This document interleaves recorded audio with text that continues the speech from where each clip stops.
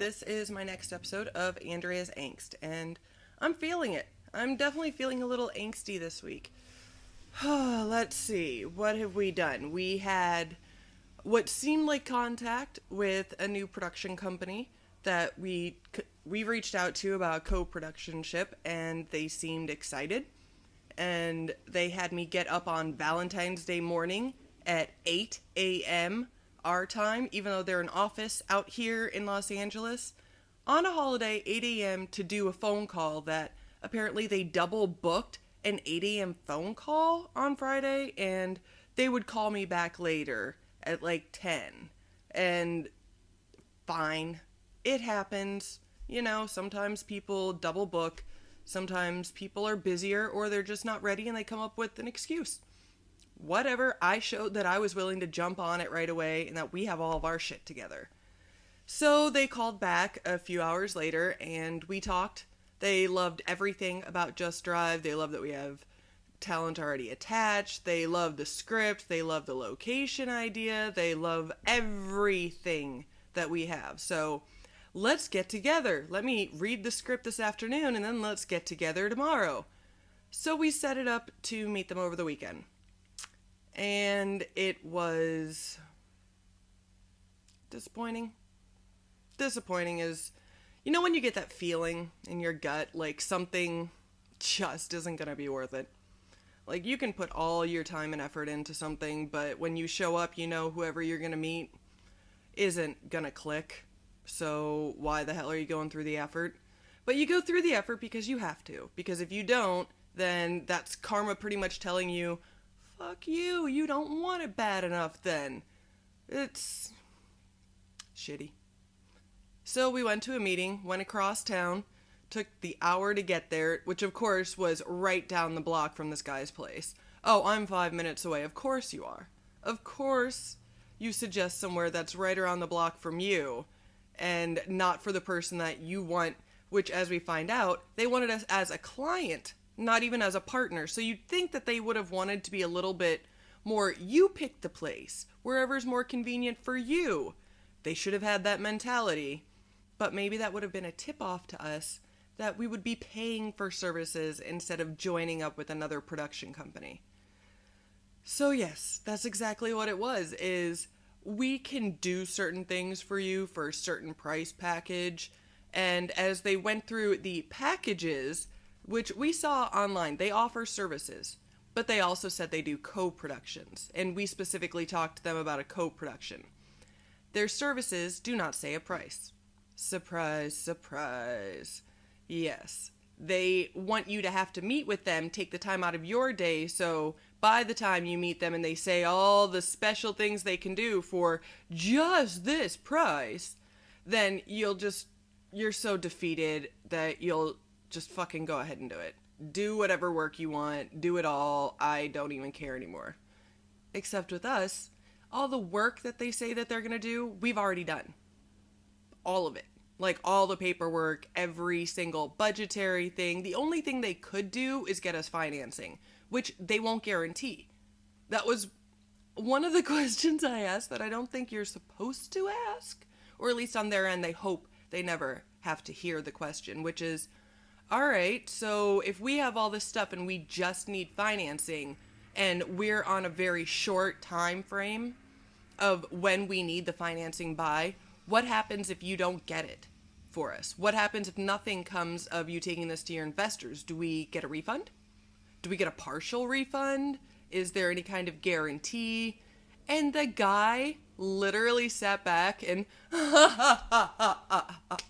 no. Isn't that great? It must be really nice to tell someone you can do a service, but then when you don't complete the service, you still get paid, and there's no law requiring you to fulfill your duty or else give the money back. Must be awesome.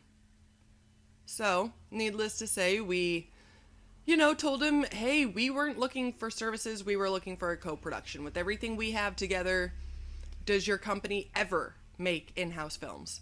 And, like once a year, we might make an in-house film. And we're like, well, if you haven't picked one yet for the year, we're available for it. And that's where it is. He says he's going to take it back to his people. Sure. Sure he will. He's going to go back to his people and say, I didn't make a commission this week. Shit. And that's all. He didn't earn his paycheck this week. Not from us, at least. Oh, well. So that was our weekend ordeal. We did try and go to a networking event Saturday night. And hilarious. We wanted to go and support a friend who was having a fundraising event that was all entertainment people, all that kind of thing, over in City Walk. The unfortunate part about that was when it said to show up after 10 o'clock, we showed up at 10:30 and it was already done. I have a little more understanding of casting directors right now. We've worked with them. We've hired them a couple of times. We've worked with different ones. And one of the things that on the producer's side we've noticed is they can't necessarily give you updates or any correspondence, any results, and it gets frustrating on the producer's side. Now that I'm on the casting side, yeah, it's not the casting director's faults usually. I have reached out to, we have our list of talent, like I've told you before in all of our previous ones, and we've chosen a couple that we want to definitely focus on. Like, we want to know that you don't want to do it before we go on to other people, which is great. It makes it easier for me. I know who to be working on, who to be trying to reach out to, except their representation doesn't answer the phone or emails. Like, I'm an indie film. I am not Martin Scorsese. I'm not Sofia Coppola. I don't get through directly. But at least have your assistant send an email back saying, thank you for the email, we're looking into it. Nothing. Absolutely nothing, which is fine. Absolutely fine. But I know the moment I make an official offer, the agent has to tell their actors about it. But if you make an official offer, you have to have a money amount, and you have to be able to have that money to get to them immediately. Which I don't. I don't have 10% of whatever we'd pay them in an escrow account ready to show and pass over. So I am doing a different tactic, which is going through everybody they work with. Everybody.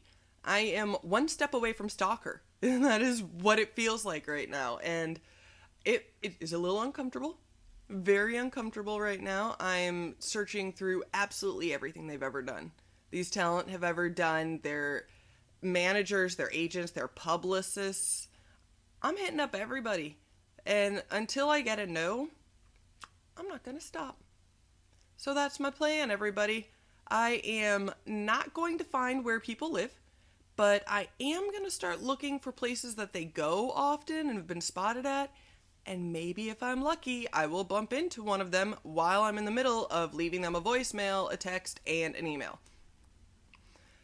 All right, everybody. Thank you very much for my recap of Andrea's Angst. If you enjoyed the show, if you like any of our videos, if you want to see anything from our previous movie, The Perfect House, our tour that we did, we have our Gratwick Films channel on YouTube. Please subscribe. You can join our newsletter on gratwickproductions.com, where you can see even more behind-the-scenes videos, pictures, be included in all of our updates right away. And if you have any questions for us, you can write it below here. You can go to our website. You can go to our Facebook page. You can also go to our Twitter account. Please find us on all of the above. Check us out, follow us, like us, subscribe to us, be our friend. All of the above. Thank you, everybody. See you next week.